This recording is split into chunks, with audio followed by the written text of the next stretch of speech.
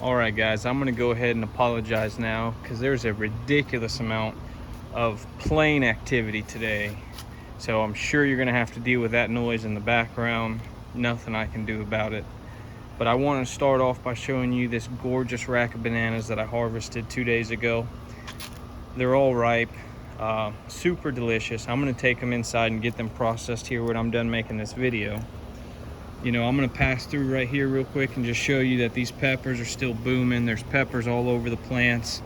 You know, these peppers now are a couple years old.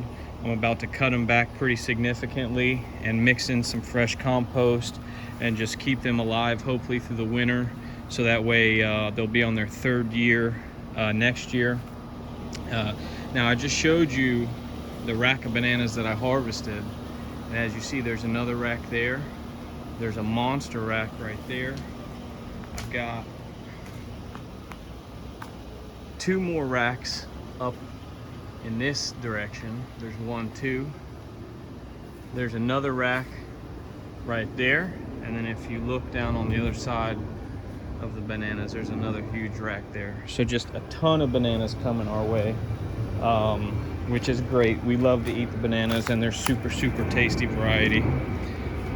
In this bed, it was all bell peppers and jalapeno peppers, and the chickens really got in there and destroyed pretty much everything. So I yanked it all out, and I decided on this end of the bed, this is all onions that I've grown from seed. There's 2 varieties.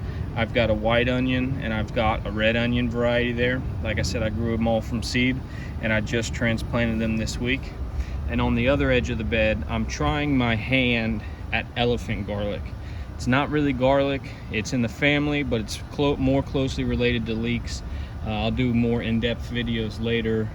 But traditional garlic, I've tried the tricks, putting them in the fridge. You know, just they don't grow well here in Florida, so we're gonna try our hand at elephant garlic. And there's some other seeds that I've sown in here that haven't germinated yet. So when all that stuff starts popping up, I'll do some more in-depth videos. Now this bed I'm pretty excited about. If you've been watching my videos for a while, this long bed is the bed that I planted a ridiculous amount of cowpeas in, because my goal was to pack as much nitrogen into the soil as possible so I could grow all these brassicas. And I've got 2 cabbages on this end, 2 cabbages on that end. There's about 12 broccoli plants in here. In the front is all cauliflower. There's some bok choys mixed in there as well. And I grew all this stuff from seed, guys, so I'm pretty excited about that. And everything's looking, you know, really healthy thus far. We can step over here and I'll show you pretty much how big all the trees got, you know, throughout this growing season. The cassavas, I don't know, they're probably 12 or 15 feet tall. These pigeon peas, they're starting to bloom now. I don't know how well you can see that. Let me see if I can't pull this down. You can see pigeon peas, gandules, they're starting to bloom. Both trees. Mulberry got huge. I'm gonna cut him way back here in a bit and try to do some grafting. The guavas, you know, they're just huge too.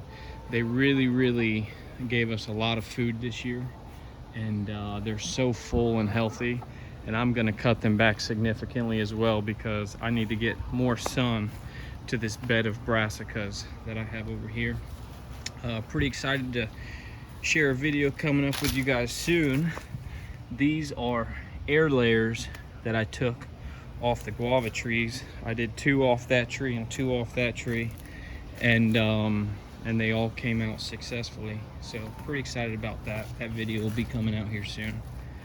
This is a little Barbados cherry that I've been growing from a cutting. It's taken a long time to take off, but it's certainly put on a good bit of new growth here recently. I got this papaya here. It's, you know, only made this 1 fruit, but the plant looks healthy and there's a bunch of flowers on it. In this back part of the garden, I've got a little juvenile pigeon pea, and then a bunch of tomatoes. And they haven't started opening yet, but they are definitely starting to make blooms. As you can see, this is my favorite variety, the Cherokee Purple right here. I've got a couple different varieties back here. Really excited about this. My starfruit tree has got blooms all over it. As you can see, I mean, the tree is just absolutely covered in blooms. I wish it was better lighting, guys. It's a pretty gloomy day today, but I mean, you can see that this tree is just absolutely covered in blooms, and there's fruits already sticking on it. There's a little fruit there, a couple little fruits there. So really excited about that. We love eating starfruit. That's one of the fruits that my wife will actually eat. From what I'm growing in the garden, she doesn't like a whole lot of this stuff. I've got 2 rows of Brussels sprouts, so there's about 12 Brussels sprouts in here. And this row is a mixture of mustard greens and red Russian kale. On the end down over there, there's a little Everglades tomato. That's my anon, or sugar apple. I think they call it sweet sop as well. And this row, collard greens, dino kale, and the back row is a mixture of things I had left over. There's some more cabbage, and I think there's a cauliflower, some dino kale, and some broccoli as well. I cut my Seeduella tree back pretty significantly because I wanted to be more bushy. It was getting real tall. I got a little rosemary here that's thriving in this pot, and my peach tree has put on a ton of growth. Starting to lose leaves, which is pretty normal this time of year, as you can see.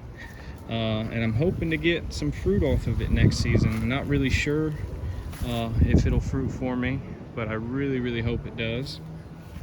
This is a big bin of compost here that I hauled from the compost pile by the banana trees. And when I planted all these plants in the ground, I definitely put compost, because as you can see, I live in Florida and it is all sand. Here's a papaya tree that had actually grown amongst the sweet potatoes because the seeds were in the compost. And I harvested sweet potatoes about a month and a half ago, and I tried to transplant this tree here. It did not look good at the beginning, but it's really looking good now. So hopefully that survives and gives us some fruit. Here's another little immature gondole or pigeon pea. I've moved the chicken coop over here, which I'm gonna do a whole video on this chicken coop here after a while. Got a couple eggs that I need to pull out of there. Here's another pigeon pea. Not sure if this one is actually gonna flower here soon. That's actually a black pigeon pea. I'm growing 2 varieties here. So that's different than the other big trees that are already flowering, but definitely looking real good right here. And then I've just got my avocado tree grown from seed, my soursop, another avocado tree, and a foxtail palm. So that's really what's going on here, guys. Not a whole lot, but it's definitely the beginning of a good season. I feel it. And I wanted to show you guys what everything looks like in the beginning, but I'll definitely be ramping up and making more videos here soon, especially as things continue to grow and we get to harvesting some of these vegetables. Probably in the next day or 2, I'm going to cut back these trees significantly and do a chop and drop. I'm going to be mulching the garden. So if that's something that interests you guys, I definitely recommend sticking around. Subscribe if you want to be notified, you know, when the videos come out. And I just appreciate you guys for watching. I hope everybody has a wonderful day, a wonderful weekend, and we'll holler at you later.